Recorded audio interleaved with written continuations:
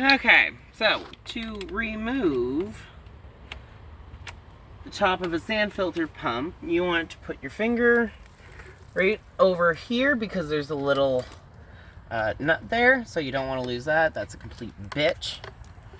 As you can see, it'll pop out a little bit, but without the nut, the screw won't stay. So you're going to get a lot of leakage. And then do the same thing on the other side. And kind of like car tires, when you put them on, you kind of tighten one and then you tighten the other and you go back and forth until it's fully tightened. And there we go. Almost.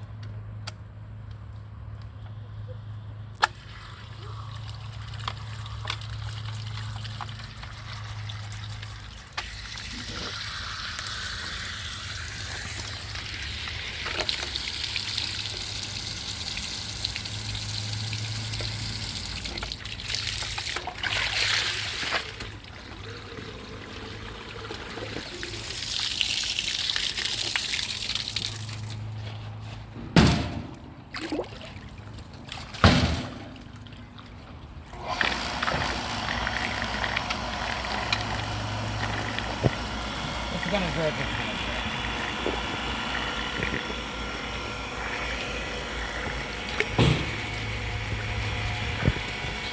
and do the same thing on the other side. So that's the new piece, right? This is the brand new top. Never been used, straight from the box from our inventory. Because I sold the pump separately. Nice. Yeah. Because it really worked out well. Yeah.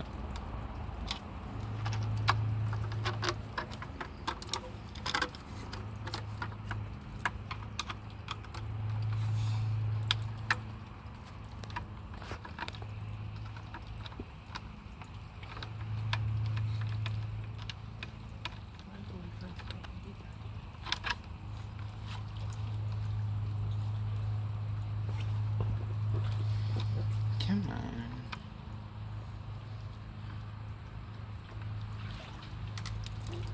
You know, a typical reading on one of these pumps, Yeah. when you first, after you backwash, or like once you fill the sand filter drum with the sand, you always want to backwash first. Yeah. Or else you're going to get a bunch of dust go right back into your pool, and then it's a bitch to try and get out because the sand won't even filter it out because it's the sand's dust. So it's always a good idea to backwash before running your filter after filling it with sand. I just want to see if the boyfriend messaged her. Me and Braden booked the same with the pub. Oh wow, look at you. And make sure the O-ring's on. Looks like it's on. Simply pops in. And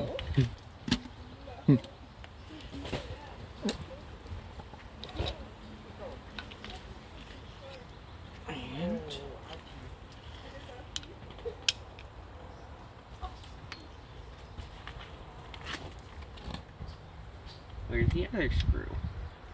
I'll lose another screw. Y'all need to stop breaking shit. They're not lined up on this side. No. It can be kind of tricky.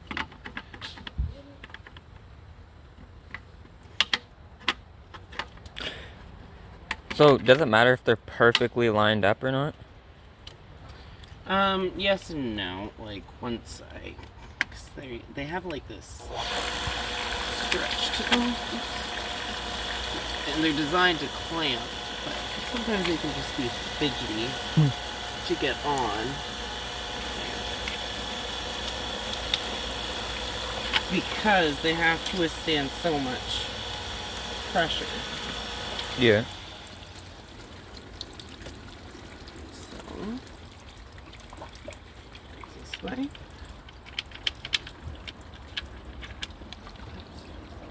I put that little like that hose that pops into like the side over there. Yeah? So it fell out, so I just popped it back in.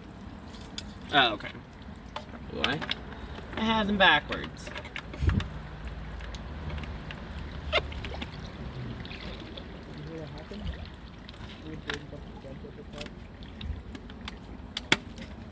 That's very kind of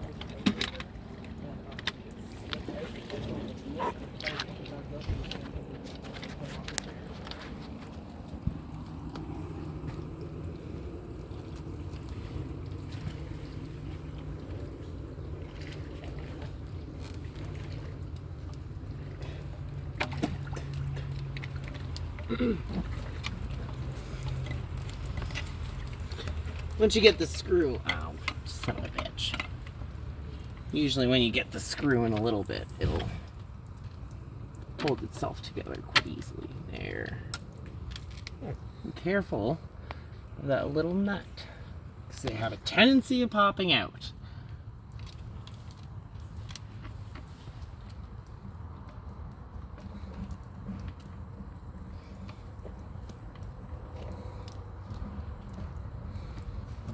There we go.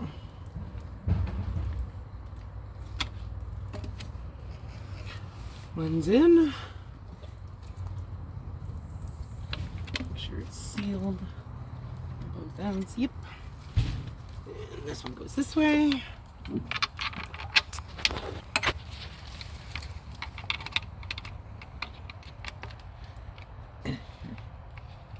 Make sure to push your index finger. Does it matter which finger you have to press on it? No. I'll do the middle finger because you're sitting right there. And then just like car tires, you kind of want to do them one at a time. Just so you have an even tension on both. To reduce leaks and all that other stuff.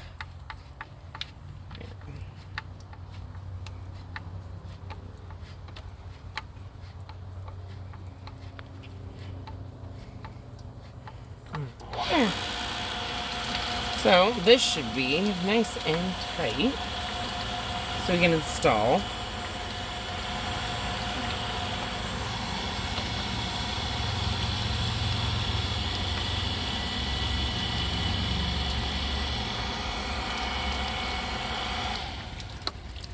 I mean, hey, at least your plants over there are getting watered. Yeah. There. So this. And then this is the piece that was broken inside this. This is the piece that broke. Make sure you got the washer. Those are very important and hard to come by.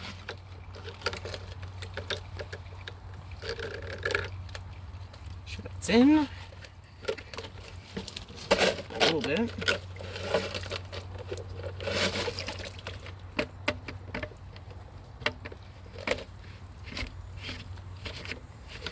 There we are. And make sure this is on off position, because once I take this off, there's going to be water.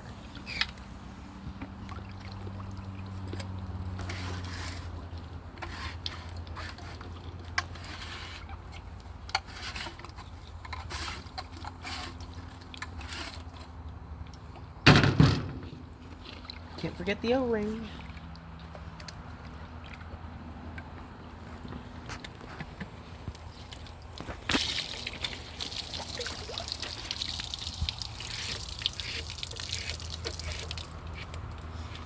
There.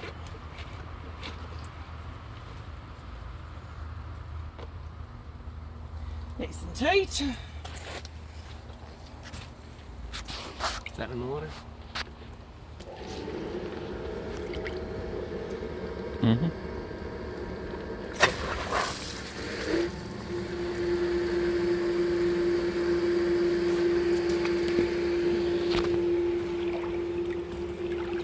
And prime it.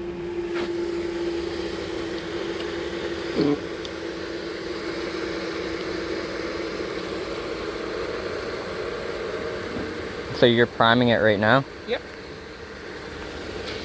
Because the pressure from the water on this, like where the hose is, that water pressure, it essentially acts as a siphon.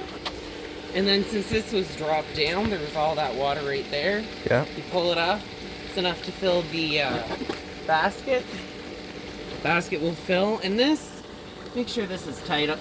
And this eventually will, like that air, will eventually be pushed out into the pool, as you can see in the return. And now we have that one starting up. But the boys lost the prime on that one. Oh. Nope, it's actually still in place. Yeah, that's the hose. Thank right you. there. So yeah. And then this is the circulation pump. So this is running the massive sand filter. And then to backwash, I just turn it. Now this pump will automatically turn on once that machine, once the heat pump machine registers that there's flow of water going in. And you heard earlier how this would start and then stop, start and then stop. It was trying to get its prime, because this is a self-priming pump. So it doesn't require me holding that up and doing all this stuff for it to prime itself. So, but it is directly connected. So it'll try and get the pump running and the flow running a couple times before it realizes that there's just no flow. But that's why it just kicked in automatically, was because it registered that there's no flow going back into the heat pump. Cool. Yep.